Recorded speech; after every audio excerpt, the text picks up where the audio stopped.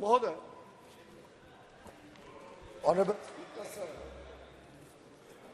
I think Mr. Manish Tiwari has raised a very important point, particularly given that he's an eminent lawyer. I'm sure he understands that how the process has been crafted and how it is being implemented.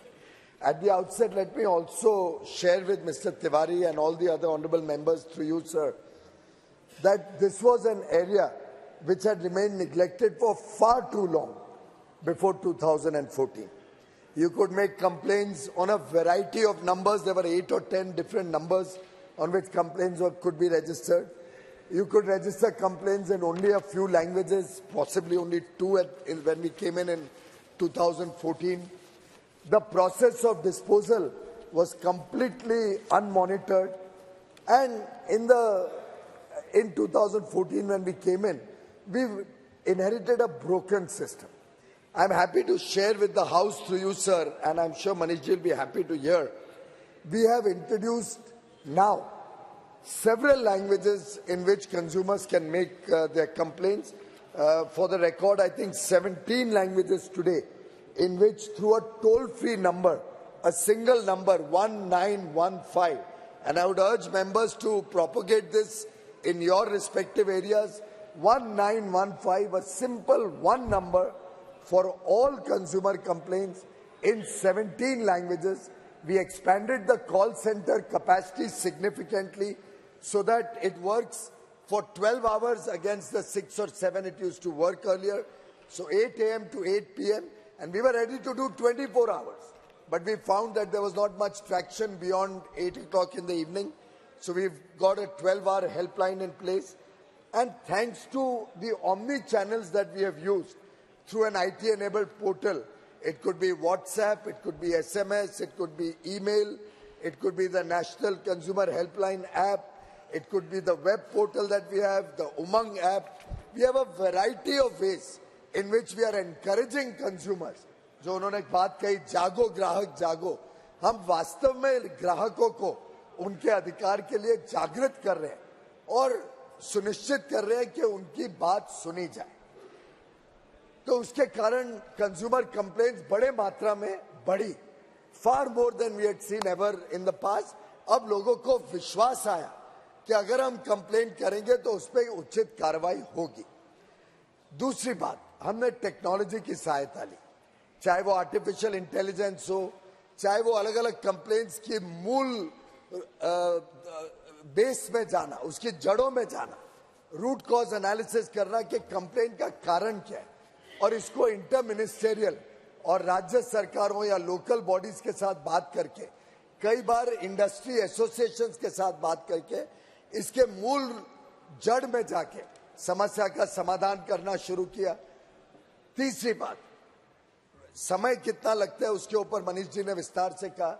स्वाभाविक रूप से इसमें भी एक कानूनी process है.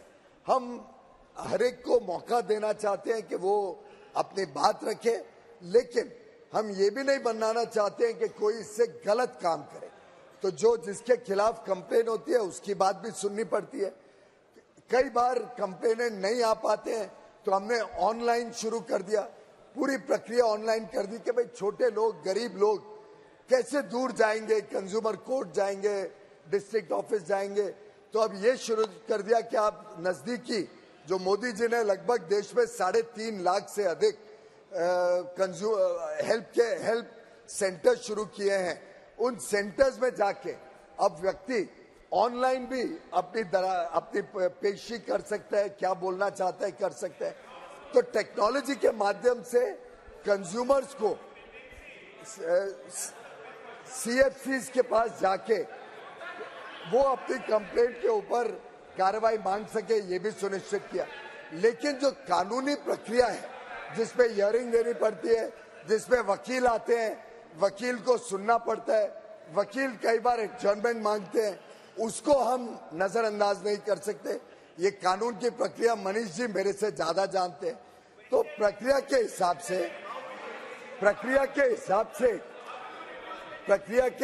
से न्याय भी मिलता है, लोगों को विश्वास भी है कि न्याय मिलेगा, इससे लोग आज आ रहे हैं. और रिड्यूस करने की बात है तो मुझे लगता है मनीष जी, आप अगर बाकी अपने जो मित्र बंधु हैं उनसे ये कह के हमें ये सहायता दिलवा दें कि वो एडजर्नमेंट नहीं मांगेंगे, वो अलग अलग प्रकार के एविडेंस और डॉक्यूमेंटेशन में नहीं झेलेंगे, तो अवश्य देश में, पूरे देश में कानून जल्दी अपने निर्णय ले सकेगा। क्वेश्चन नंबर 43 श्रीमती कलाबेन मोहन भाई देलकर।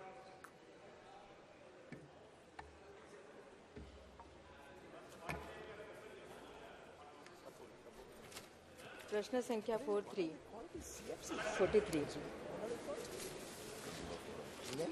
माननीय मंत्री जी,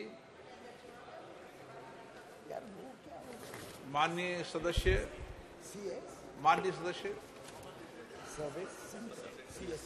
अध्यक्ष महोदय, आपका बहुत बहुत धन्यवाद। जैसे कि आपने बताया कि सभी राज्यों एवं केंद्र शासित प्रदेशों में पीडीएस प्रणाली में कई बदलाव कर लोगों को अधिकतम लाभ पहुंचाने के लिए सरकार कार्य कर रही है।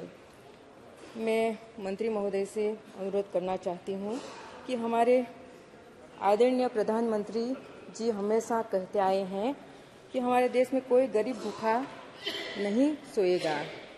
मैं दादरा नगर हवेली क्षेत्र का प्रतिनिधित्व करती हूं, जो आदिवासी बाहुल्य प्रदेश और साथ साथ वहां गरीब और कुपोषित संख्या बहुत ज़्यादा है।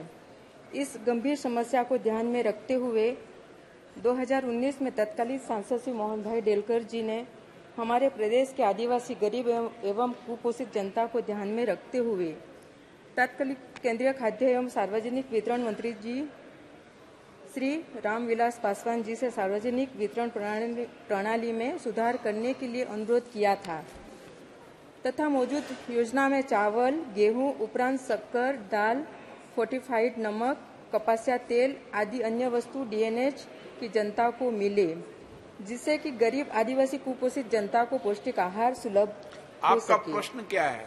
जिसका संज्ञान लेते हुए सार्वजनिक वितरण मंत्रालय द्वारा दादरा नगर हवेली प्रशासक को यह पत्र लिखा गया था, सूचित किया गया था, परंतु अभी तक वहां यह खाद्य पदार्थ सब्सिडी दर पर जनता को नहीं मिल पा रहा है। अध्यक्ष जी, मैं आपके माध्यम से जानना चाहती हूं कि मेरे संसदीय क्षेत्र की जनता को यह खाद्य पदार्थ कब तक उपलब्ध होगा।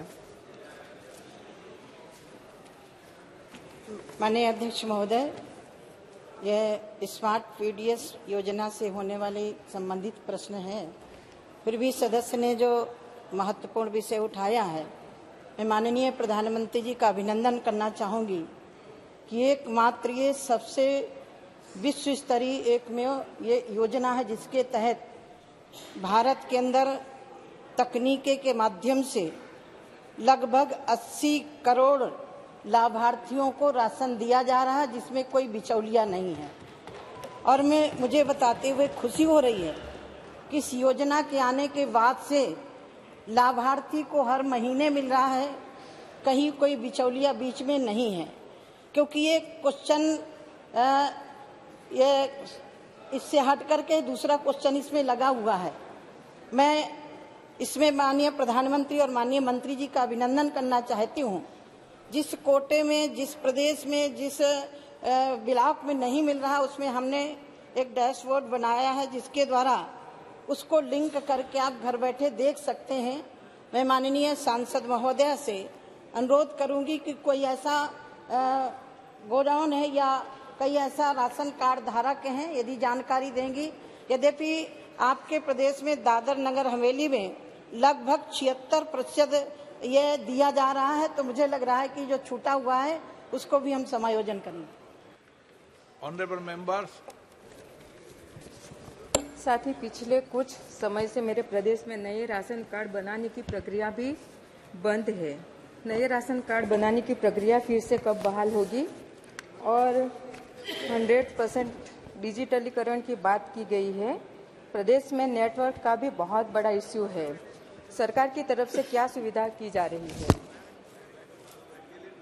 माननीय अध्यक्ष महोदय, आज के युग में मुझे लग रहा है कि नेट की बात करना सब जो लगभग कुछ पहाड़ी एरिया, कुछ आदिवासी एरिया छोड़ करके सब जगह नेट की व्यवस्था है। एक बात मैं आपके माध्यम से और कहना चाहती हूँ, विदेश के पूरे राज्य आ चुके हैं, 3 राज्यों को छोड़ करके, जिसमें केरल, पश्चिम बंगाल, तमिलनाडु को छोड़ करके सारे राज्य हमारे इस पोर्टल पर आ चुके हैं। और ये पोर्टल सिर्फ लाभार्थियों के लिए नहीं है, ये पोर्टल किसानों से संबंधित है, खरीदारी से संबंधित है। एक पोर्टल के अंदर हमारे मंत्री जी और माननीय प्रधानमंत्री जी का उद्देश्य है कि सारा का सारा खरीदारी से लेकर के उपभोक्ता के वितरण तक का एक पोर्टल पर आए। विषय इस संबंधित है। Shri Manickam Tagore.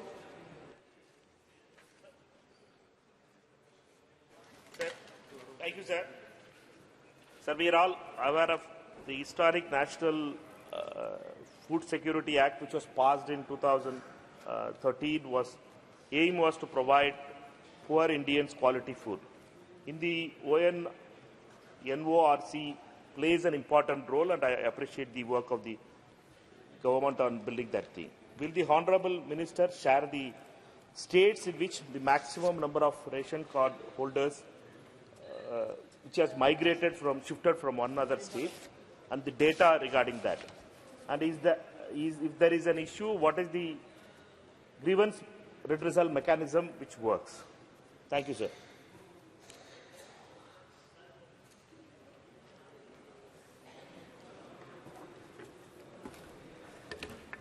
Honorable Speaker, sir, the Honorable Member has raised a very important point.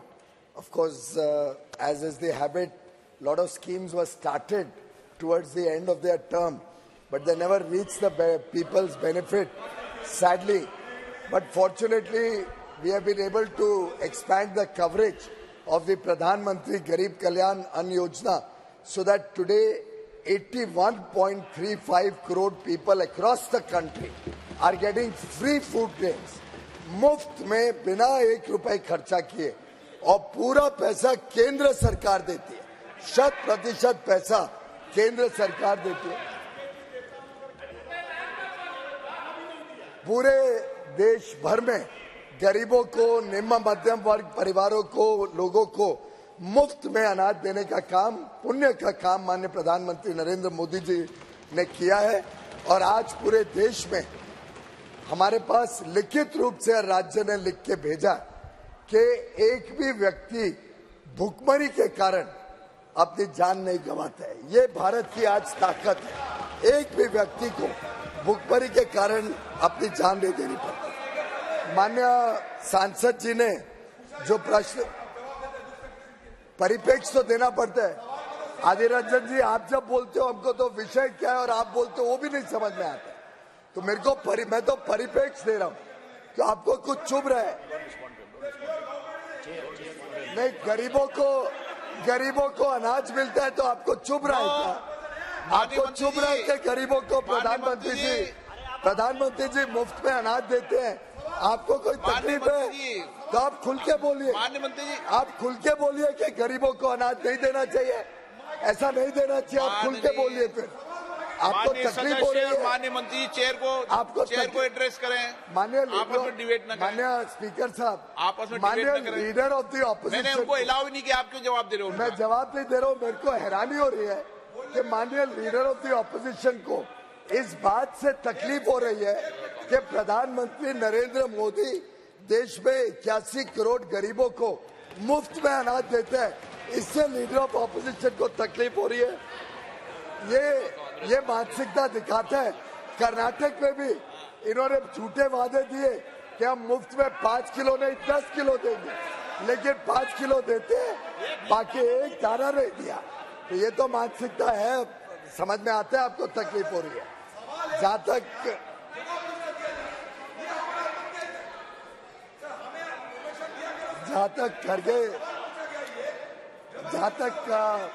Malik Thakur ji की बात है, हम कभी इस देश में लोगों को बांटते नहीं है।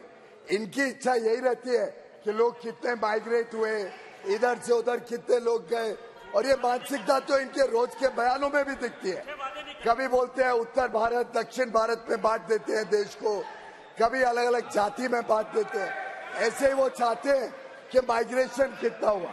प्रधानमंत्री नरेंद्र मोदी ने 1 नेशन 1 राशन कार्ड लाने से देश को जोड़ा है बजाय के बांटने के। अब हम ये नहीं देखते कि व्यक्ति किधर से माइग्रेट हुआ।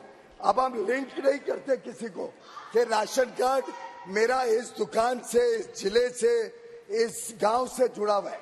अब पूरा भारत में मेरा राशन कार्ड चलता है और राशन कार्ड स्पीकर साहब जेब में लेके नहीं घूमना पड़ता है। अब अंगूठा ही राशन कार्ड है, हमारा आधार नंबर ही हमारा पहचान पत्र है। वो लेके one nation one ration card के तहत जो टेक्नोलॉजी मोदी जी ने देश को दी है, आज व्यक्ति देश में किधर भी जाए उसको राशन मिलेगा, जब चाहे उसको राशन मिलेगा, टुकड़ों में चाहे तो टुकड़ों में मिलेगा।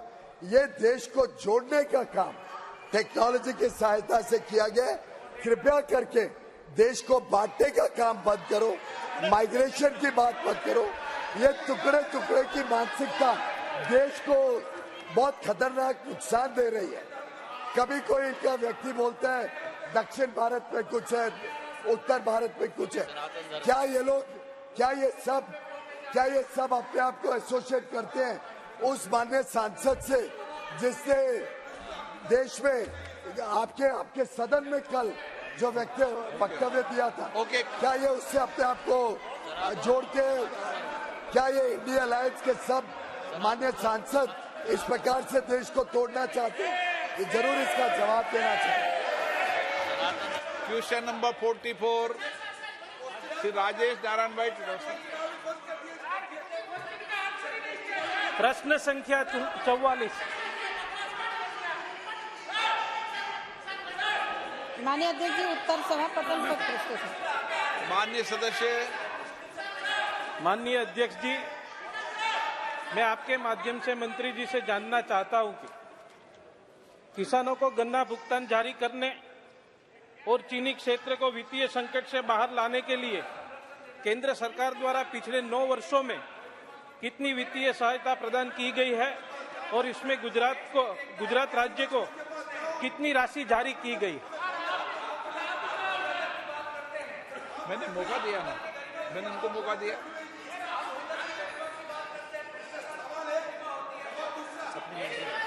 सप्लीमेंट्री माननीय मंत्री जी। माननीय अध्यक्ष महोदय, यह विभाग के नियमों के अनुसार चीनी विकास निधि मिलों के पुनर्जीवित के लिए दिनांक 3 जनवरी 2022 को संशोधित दिशा निर्देश जारी किए गए थे। जो हमारी 5 थी उनको हम पहले दे चुके हैं। अब 2 शेष बची हैं, उनके लिए पुनर्विचार के लिए रखा गया। लेकिन अभी मैं एक आपको जानकारी देते हुए मुझे खुशी हो रही है कि हमारा ये विभाग, जहां माननीय प्रधानमंत्री जी देश को आत्मनिर्भर बनाने के लिए भारतवासियों का आह्वान करते हैं, उसी क्षेत्र में मेरा विभाग यानी उपभोक्ता खाद्य सार्वजनिक वितरण विभाग एथेनॉल के क्षेत्र में, यही शुगर मिल में जो शुगर मिल से बनाने का जो काम किया गया है, मुझे बताते हुए खुशी रही। 2014 में माननीय अध्यक्ष महोदय सिर्फ 1.5% एथेनॉल था। आज इस मंत्रालय के प्रगति हम लोग 10 को पार कर चुके हैं और माननीय प्रधानमंत्री जी का उद्देश्य है कि हम 25 तक एथेनॉल के क्षेत्र में भी आत्मनिर्भर होंगे। इसलिए शुगर मिलों का मैं अभिनंदन करती हूं, उन्होंने इसमें बहुत प्रोग्रेस किया। माननीय सदस्य।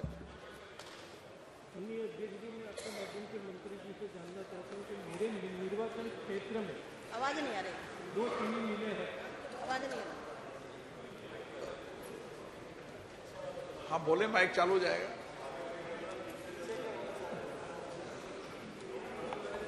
मेरे निर्वाचन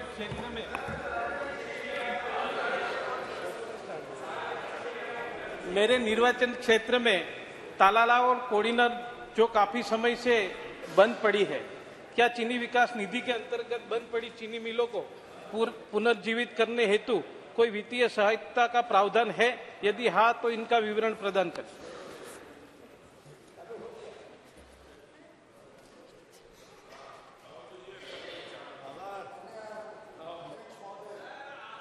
बताते हुए बड़ी खुशी होती है कि जो पहले चीनी के जो हमारे गन्ना किसान थे, उनको जो तकलीफें झेलनी पड़ती थी और गांव-गांव ये दृश्य देखते थे कि लोग अपने भुगतान के लिए भटक रहे हैं, चीनी मिलों के पीछे भाग रहे हैं और महीनों महीनों तक, कई बार वर्षों तक चीनी मिलों की तरफ से भुगतान नहीं होता था, गन्ना किसान परेशान रहते थे। आज पूरे देश में पिछले चीनी का जो सीजन था उसका लगभग 98-99% गन्ना किसानों का भुगतान पूरी तरीके से हो गया। मात्र देश में 2-3 मिल रह गई हैं जो अपना भुगतान नहीं कर पाई। प्रधानमंत्री नरेंद्र मोदी जी की जो सोच है उसके कारण इथेनॉल का अभी बहन ने बताया, प्रोडक्शन इस साल इतना बढ़ा कि 12% में ब्लेंड हो रहा है। उसके कारण कई सारी चीनी मिलें जो बंद हो गई थी वो अब शुरू हो गई हैं। वो अब शुरू होने के कारण और प्रॉफिट में आने के कारण नई नौकरी के अवसर दे रही है, गन्ना किसानों को भी प्रोत्साहित कर रही है। मैं चाहूंगा कि आप भी अपने क्षेत्र के मिल को स्टडी करवाएं, कुछ जरूरत पड़े तो हमारा विभाग मदद करने के लिए तैयार है। लेकिन जो भी चीनी का क्षेत्र है वहां पे आप इथेनॉल का प्लांट साथ में जब लगाते हैं तो चीनी का बेचने से जो कमाई होती है उसके साथ जो रेसिड्यू रह जाता है सी मोलासेस, उसको इथेनॉल में कन्वर्ट करा जा सकता है। तो एक प्रकार से सर्कुलर इकोनॉमी के कारण आज देश की सभी चीनी मिलें प्रॉफिट में आ रही हैं। यहाँ तक कि सहकारिता क्षेत्र में, देश भर में सहकारिता क्षेत्र में तकलीफ थी, चीनी मिलें बंद थी, वो सब चीनी मिलें भी आज शुरू हो गई हैं और सहकारिता में भी आज बहुत बड़ा उत्साह देखने को मिलता है चीनी के काम। Shri TR. Balu ji. Sir, what do you want? उनको माफी मांगना चाहिए। सर, माफी तो मांगना चाहिए, उनके नेता हैं। किस प्रकार का बयान इस सदन में दिया है, पहले बालू जी ने माफी मांगनी चाहिए। ये ऐसे कैसे सदन चलेगा? ये क्या तरीका है कि हाउस में कोई भी व्यक्ति कुछ भी बोल के चले जाए? Please please please Mr. Balu, you should apologize. What is your problem? What is your problem? Please tell me. No, you should not behave like this. You should apologize. This is the question hour. You should not. माननीय सदस्य please Trying to divide the country. प्रश्नकाल है, please प्रश्नकाल है, please Samajwadi प्रश्नकाल Have the right to ask the question. Please माननीय सदस्य They have to. Sir, please ask. they are all together।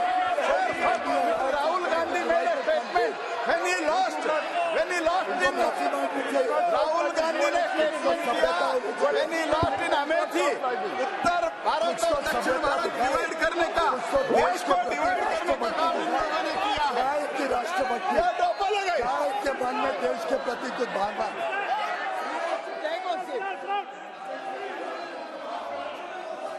What is it? आदेश आना चाहिए। What statements your MP is doing? What are the statements your MP is doing? What kind of statements? Please sit down. What statements is doing? He has to apologize. He should apologize. Honorable Speaker, sir. Honorable Speaker, sir. He should have. सभा की कार्रवाई 12 बजे तक के लिए स्थगित की जाती है।